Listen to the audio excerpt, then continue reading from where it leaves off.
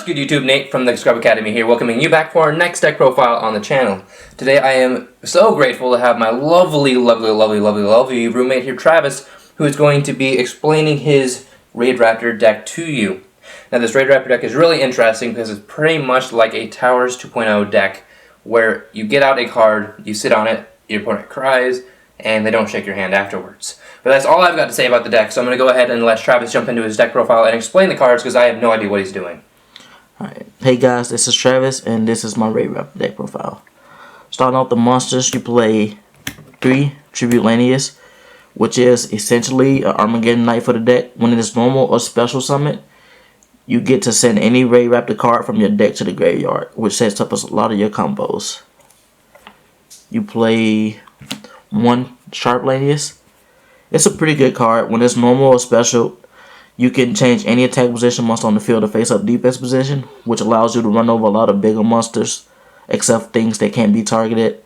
And it also has a pretty good effect in the main phase 2. If it attacked this turn, you can target any RAIDRAPTOR in your graveyard and special summon it, which allows you to special Ultimate Falcons that got Kaiju'd or attacked over anything like that.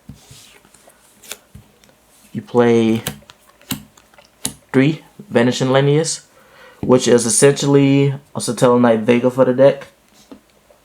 It allows you to go into different rank 4s because a lot of RAIDRAPTORs are restricted to when you special them. You can only special summon RAIDRAPTORs that turn, but if you summon them off his effect, you can go into pretty much any rank 4 that you like.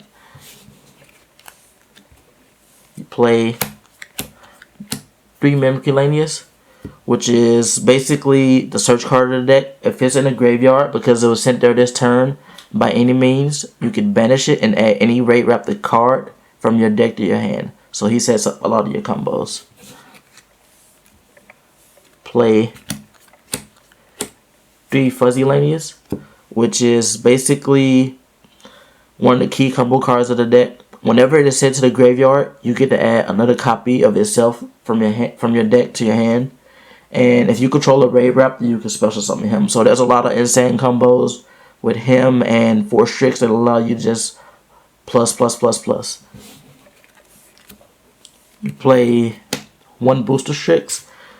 This card is good, but if I play this deck moving forward, I would cut it. When a RAIDRAPTOR you control is targeted for an attack, you can banish this card from your hand and destroy the attacking monster. This card is good, but I just feel like it doesn't help as much. You play 3 Last Tricks, which is basically the most important monster in the deck. You tribute this card, special summon any RAIDRAPTOR monster from your extra deck in defense position, but it's affixed and negated and it returns to the deck during the end phase. But that won't matter because whatever you get, you'll just rank up, and then you'll have a big boss monster on the field that your opponent will have a hard time getting over. And rounding out the monsters, you play 2 Maxi. No explanation needed for this card. Going into the spells, we play 3 Wake Up Magic Skip Force and 3 Wake Up Magic Astral Force. These cards is essentially the same. They both allow you to go into your Ultimate Falcon play, which they both just help you rank up your monster by 2. So you get a Satellite Cannon Falcon, activate either of these cards, and you go into your Ultimate Falcon. Skip Force is also helpful because if it's in the graveyard, you can banish it and a RAIDRAPTOR monster to special summon any RAIDRAPTOR XYZ monster in your graveyard. So if your opponent gets rid of your Ultimate Falcon with like a Kaiju or they attack over it, you can just bring it back and they'd have to get over it again. Which happened yesterday, but stuff happens. Play 2 Rank Up Magic Soul Shade Force. You pay half your life points, and then you special summon 1 RAIDRAPTOR XYZ monster in your graveyard, and then you rank it up by 2. You can summon 4 Strix, overlaid into Infinity, or Revolution Falcon. You can summon Satellite Cannon Falcon, go into Ultimate Falcon, things like that.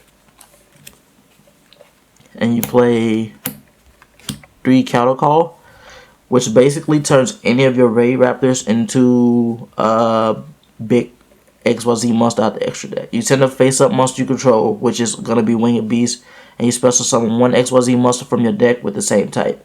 So you just send a RAIDRAPTOR, then you get Satellite Cannon Falcon, and then you just rank it up into Ultimate Falcon.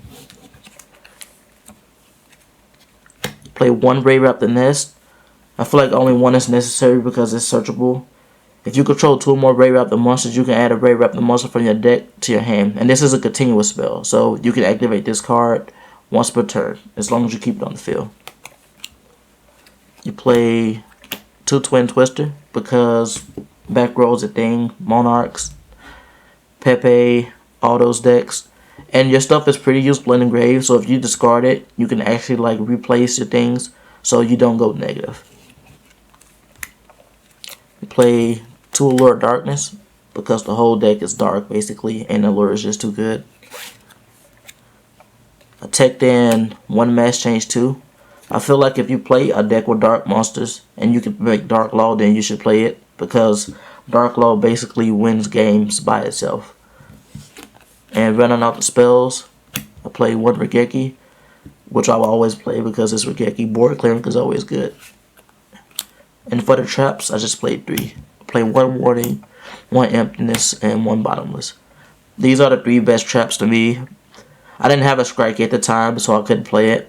But once you get Ultimate Falcon, you either want to stop your opponent's summon because there's not many monsters that can get over it. So if you get Ultimate Falcon with Vanity's Emptiness, it's pretty much going to be game from there. Go into the extra deck. Play 1 number 7/7, the 7 Sins.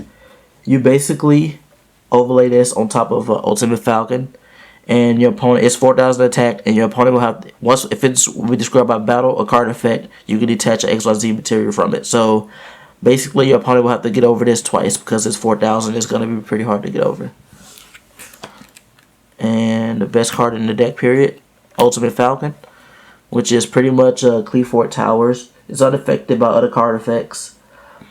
Once per turn, they're in the end phase, which includes your opponent's and yours. If they don't control the face-up monster, you can burn them for 1,000, which is very useful because if you poke with this for 35, then deflect 1,000, like you can kill your opponent in 2 turns with this card. This card is really good, except when he gets Kaiju. Play 2 Satellite Cannon Falcon. I never used the XYZ summon effect. I never like ranked up into it. I always bought it out with Last Tricks and just ranked it up into Ultimate Falcon. So, but it's still a pretty good card. When it's XYZ summon, you can destroy all spell and trap cards your opponent controls, and they can't activate anything in response to this effect. I play 1 Infinity just because the Soul Shade Force play, you can special the Force Tricks and go into Infinity, and Infinity is still really good. I played a 1 Revolution Falcon. You can attach an XYZ material from this card and can attack all monsters your opponent controls once each. At the start of the damage step control, if you attack a special summon monster, that monster attack becomes 0. So basically, if your opponent has a board full of monsters, you could attack them all, make them all 0, and inflict crazy amount of damage with this card. I played the 1 Utopia Lightning and the 1 Utopia just because these cards are too good and you have to play those. Utopia Lightning can pretty much get over anything. I played 1 Ice Beast Zero Fine. The whole deck is Winged Beast, so it's easy to make this card, and it's really good because you can negate a lot of cards and just pump this up and attack over things. I played 1 Castell because this Castell is the best rank for. The 1 Dweller because a lot of decks this format are really graveyard based. So if you can get Dweller with Ultimate Falcon on the field, then that's a pretty good setup. I played 2 Force Tricks, which is the most important XYZ monster because it searches your whole deck basically. So you want to go into this first turn and do a lot of searching and then set up your further plays. And for the last extra deck monster, we played 1 Mass Hero Dark Law because this card is good. Alright, so that is his deck profile for the RAIDRAPTORs. If you did enjoy, make sure to give it 2 thumbs up because all your support is greatly appreciated. If you have any comments, questions, concerns, leave those down in the comment section below for us. I'll also be typing up and putting the deck list in the description for you guys if you feel like looking at it there, as well as any other needed information. But until next time, guys, thank you so much for watching. Me and Travis are going to get up out of here. As always, this is Nate from the Scrub Academy, signing out for now. Peace out!